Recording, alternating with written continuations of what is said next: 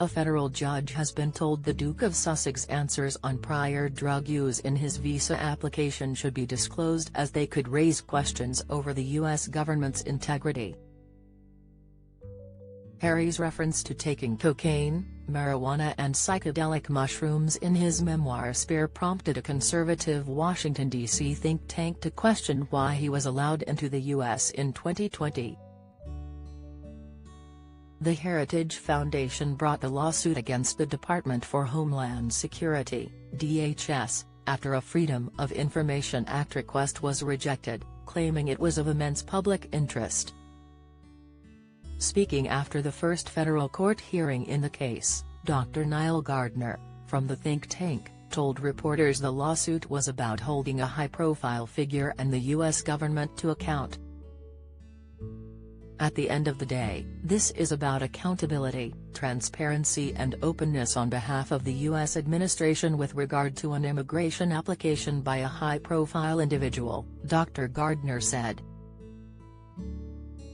During the hearing at the federal court in Washington on Tuesday, the lawyer for the think tank, Samuel Dewey, told a judge their case was about the Duke of Sussex, but also about the DHS's compliance with the law.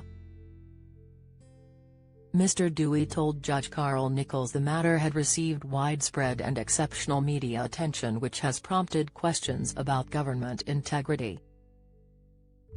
The DHS's lawyer John Bardo argued that articles put forward by the think tank in support of their lawsuit were not from mainstream media and had failed to point to any wrongdoing by the U.S. government. After the hearing, Dr. Gardner said the Duke had become a household name in the U.S., adding, "He is actively engaged on a number of causes, has done multiple high-profile interviews, has taken part in a Netflix documentary that's been watched by tens of millions of Americans, so has a big figure." Don't miss. Incredible similarity between Eugenie's son and Prince Harry's boy laid bare, analysis. Why Princess Eugenie's new baby doesn't have a royal title unlike Harry's, insight, Prince Harry absent as court case against newspaper group begins, latest, addressing why the think tank had brought the case, he told reporters, "This is really ultimately about U.S. immigration law, ensuring that it is applied fairly and equally to everybody. No one should be above the law and no one should receive preferential treatment."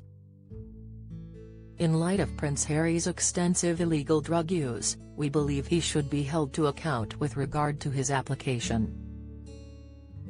Has put it all out there, let's see whether that exactly matches what he put on his immigration application.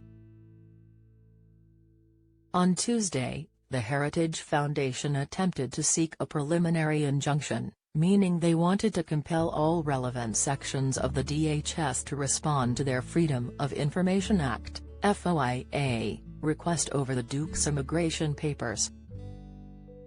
Judge Nichols was told one section was yet to respond, meaning the court could not deal with arguments over whether specific information should be released.